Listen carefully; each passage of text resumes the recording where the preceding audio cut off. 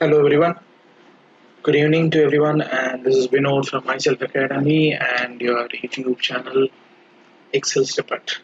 This is video number 5, part 2 on Vlookup in Excel. So in the last video we saw how to work with the table function, and probably that's the video that I've built a few days back, and today we are about to see how to work with lookup. What is Vlookup? Vlookup stands for vertical lookup. So when I say vertical lookup, I can pull up a data which is staked in a columnar part, and I should have a unique column to pull parallel row from the other data part. For example, if I want to work with VLOOKUP, so I should have one unique column, or I can simply say that that particular data should not have any duplicate in it. And based on that particular column, I can pull out any parallel column which is there available in our entire list. If I want to work with VLOOKUP, I need to have the following syntax breakup. When I go for a VLOOKUP functionality, you can see on top that I have a VLOOKUP screenshot on top where I have just made the screenshot look a little smaller, but I'm making it a little bigger for us now. And you can see I have 4 syntax coming up here.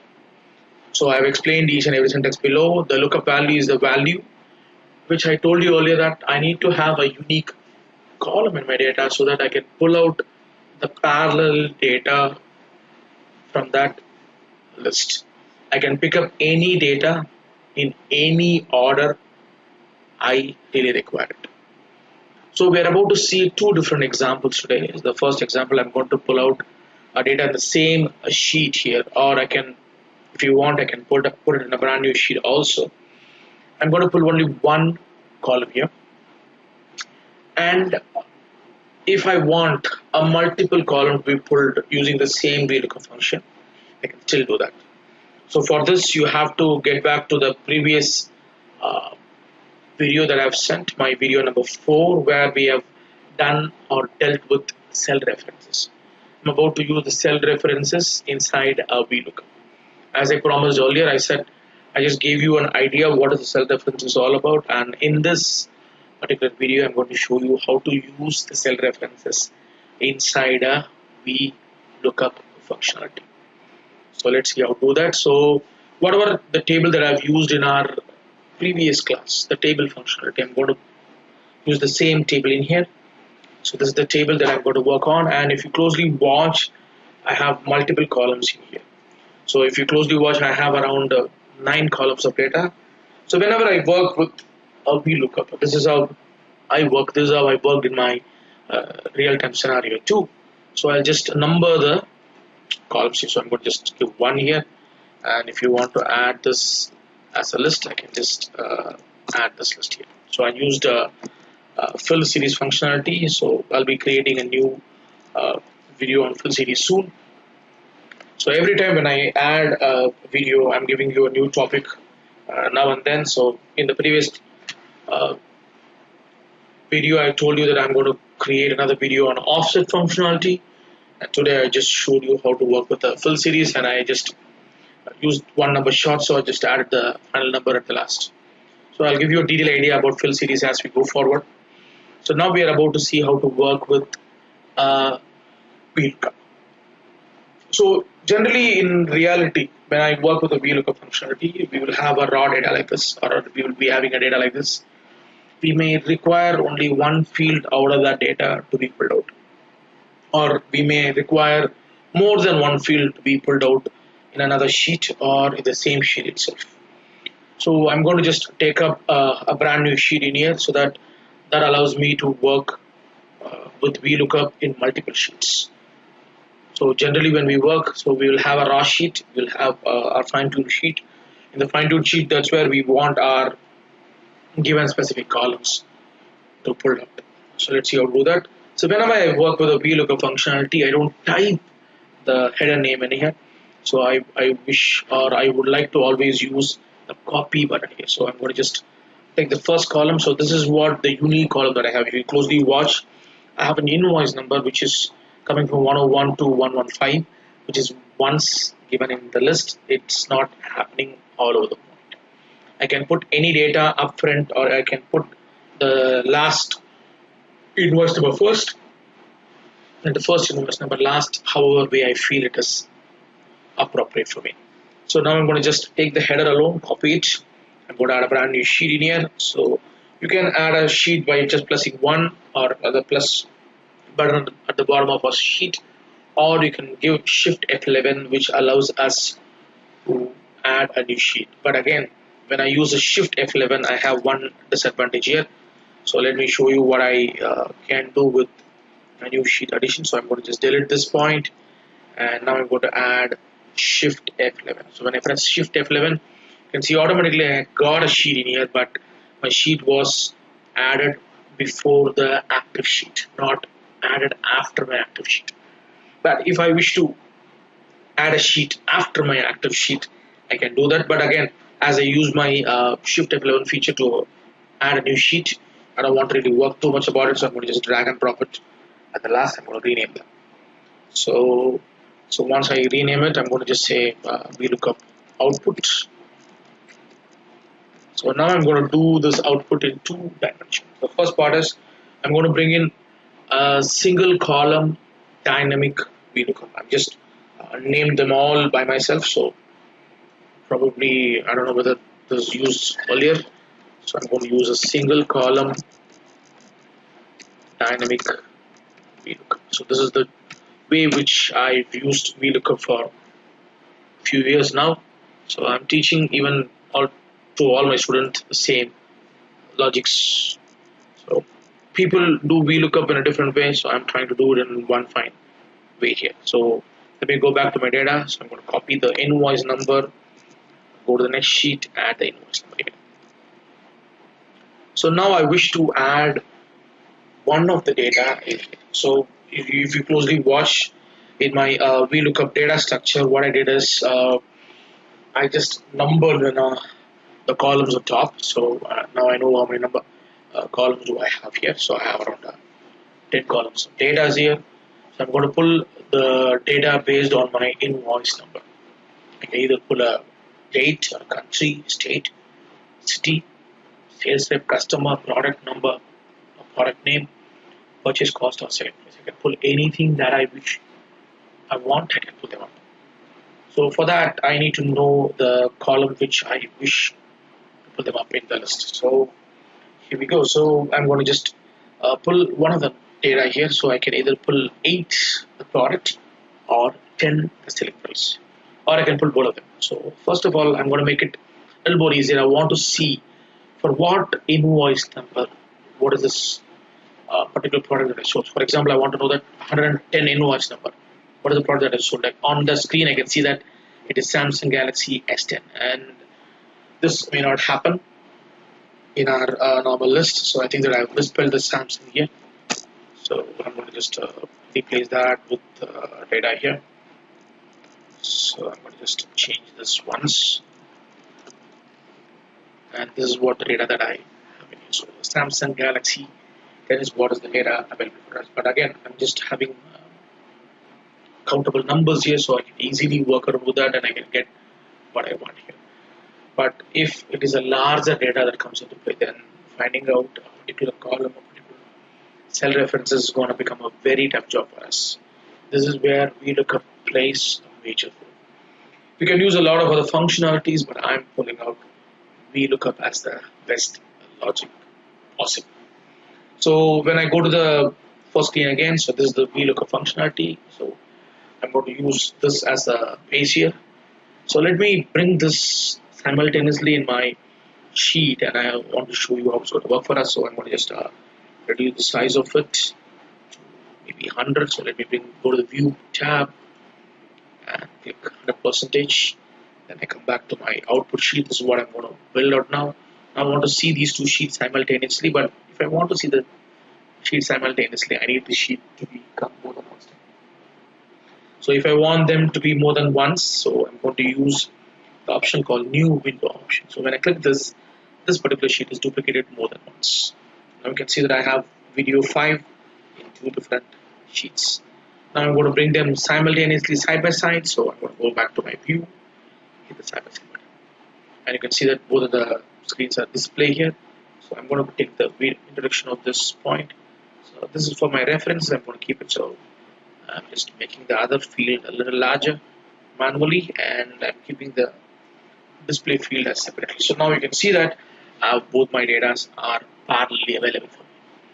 And on my left hand side, you can see how the formula I'm going to use it, and on the right hand side where the output is going to come into play. So as I told you earlier, so here this is what I'm going to work on. So I'm going to have a lookup value. So I'm going to look up, going to add a number, the numbers that is available there in the list here. So let me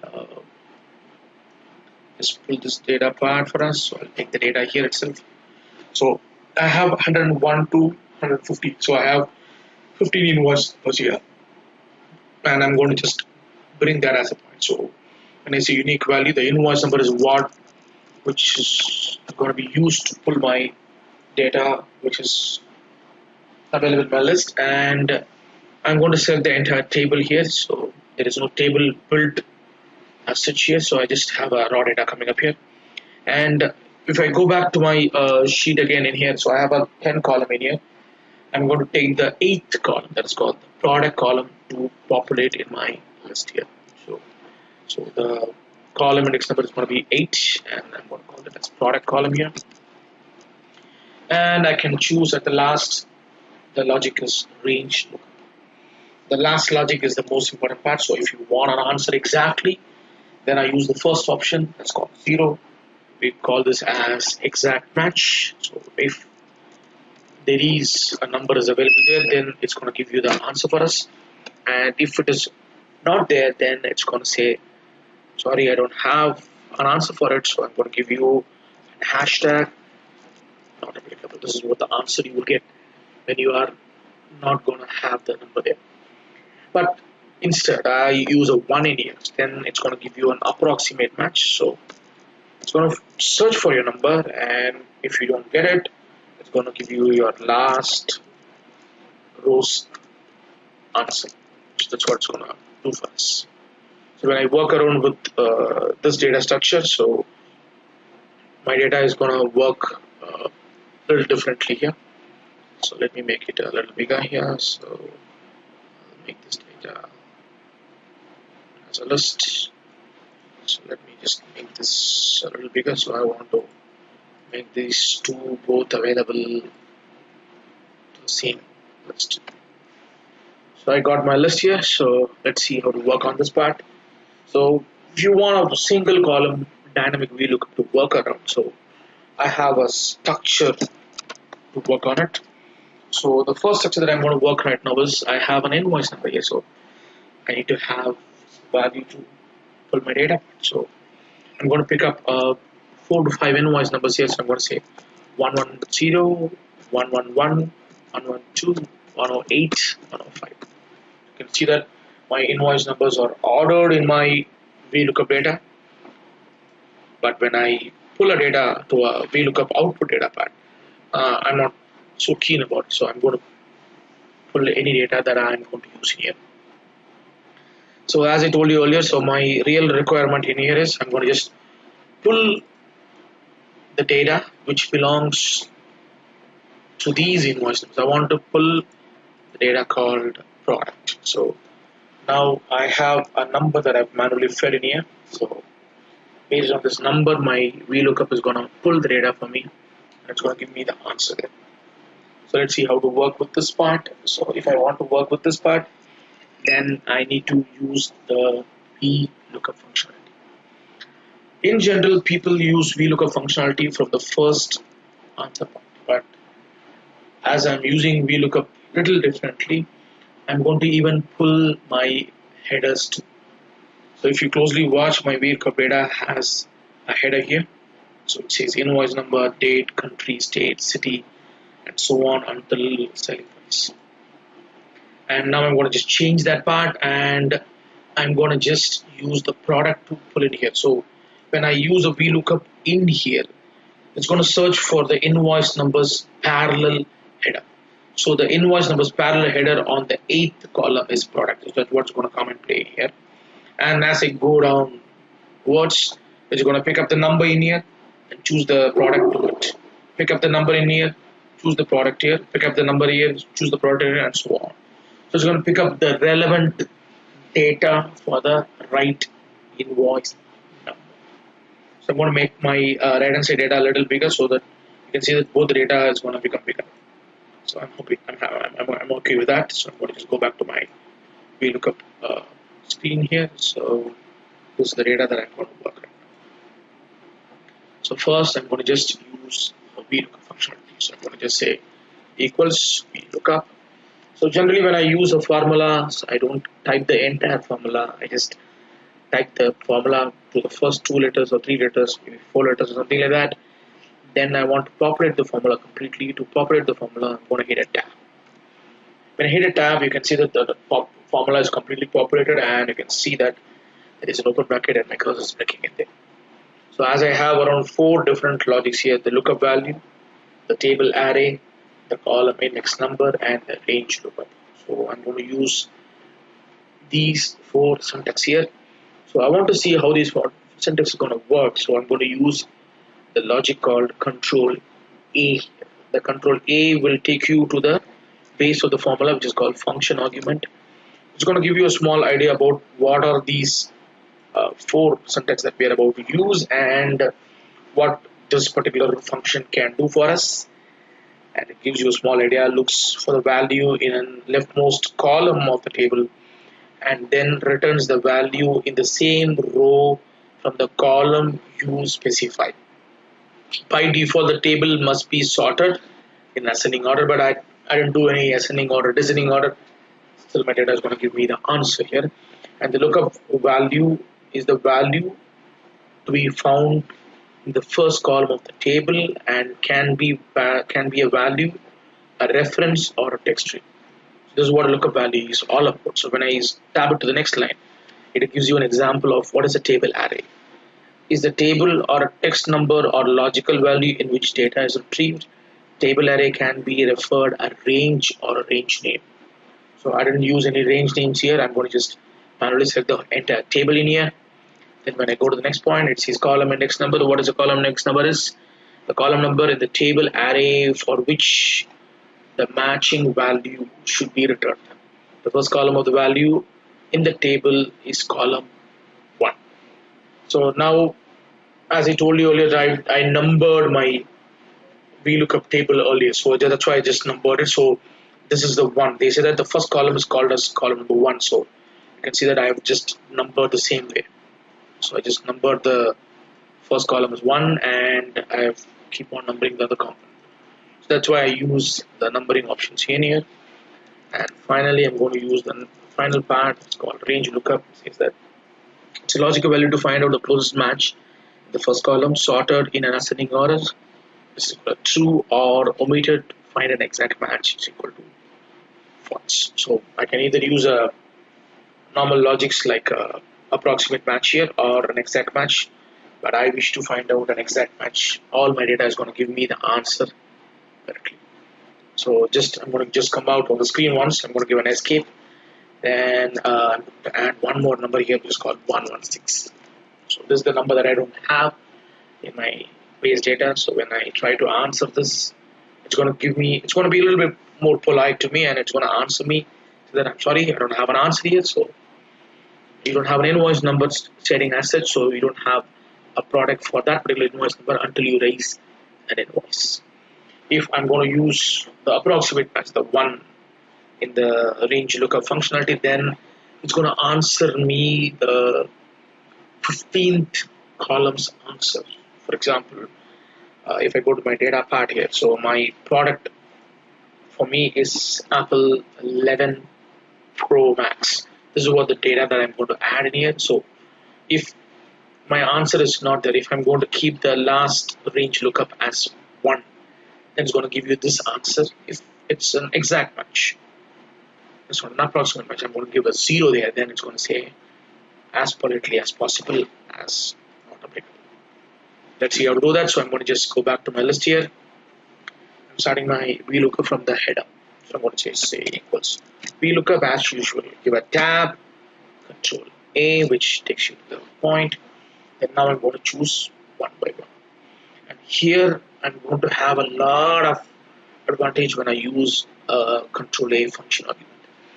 So the system controls the system's flow easily. I don't want to hit a comma in each and every formula as I normally do. So if you closely watch on top of my screenshot in the VLOOKUP, it says VLOOKUP value, comma, table array, comma, column index number, comma, range lookup. I don't want to add a comma here as I'm using a function argument directly. So I'm going to just click the invoice number here.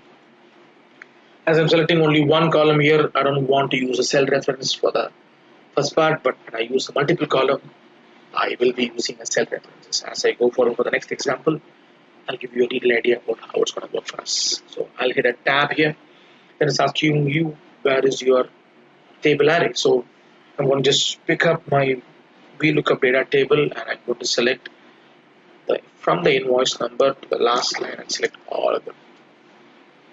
Remember the 1, 2, 3 that I've typed on top, I'm not going to use it at all. So once I select this point, so I don't want this data to move down or upwards because I am having a jumbled number here. I don't have an ascending order as I stated earlier. So I'm going to press an F4 once in here so that it's going to give you an absolute cell reference. This we saw in video number 4 as cell references first type. Then hit a tab, then it goes to the next sheet automatically. Now you can see that this will not happen if you manually type a VLOOKUP. So you have to, when I have to choose that output sheet by yourself. So here the system understands that my cursor point is available in data where I have my output to be displayed. So it jumps to my VLOOKUP output sheet automatically. Now I'm going to select that number 8 on top and I'm going to keep that as also consistent and constant. I'm going to log this cell. I'm going to hit an F4 one time again. I'm going to add one more absolute cell reference. So I'm going to give a tab and I'm going to give a 0 here and give an enter or a control enter. So when I give an enter, it gives you the answer for me. Then I'm going to select all the way through, hit a control D. You can see it's populating almost all my answer except the last one.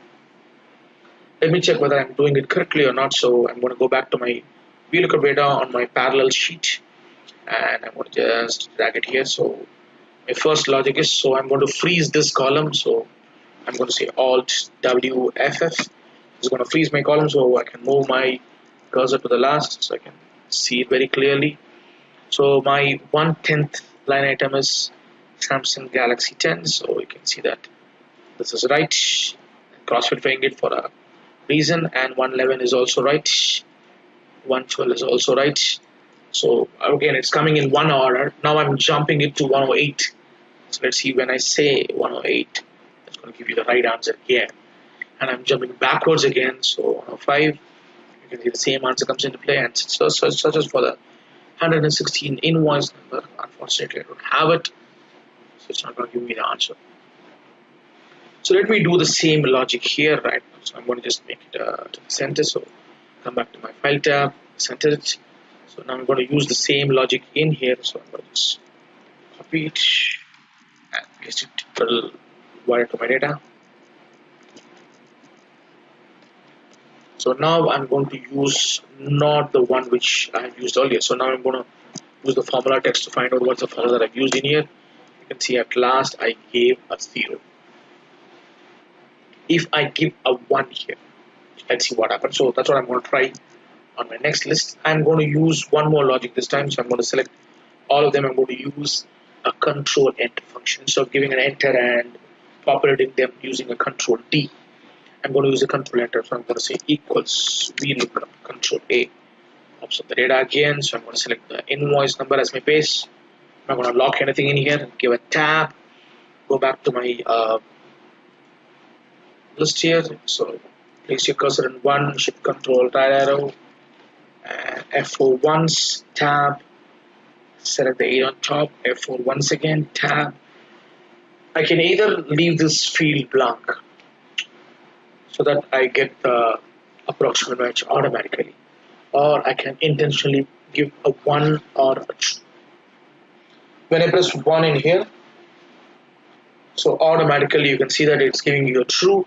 If I give a 0, it can show that it shows you a false here.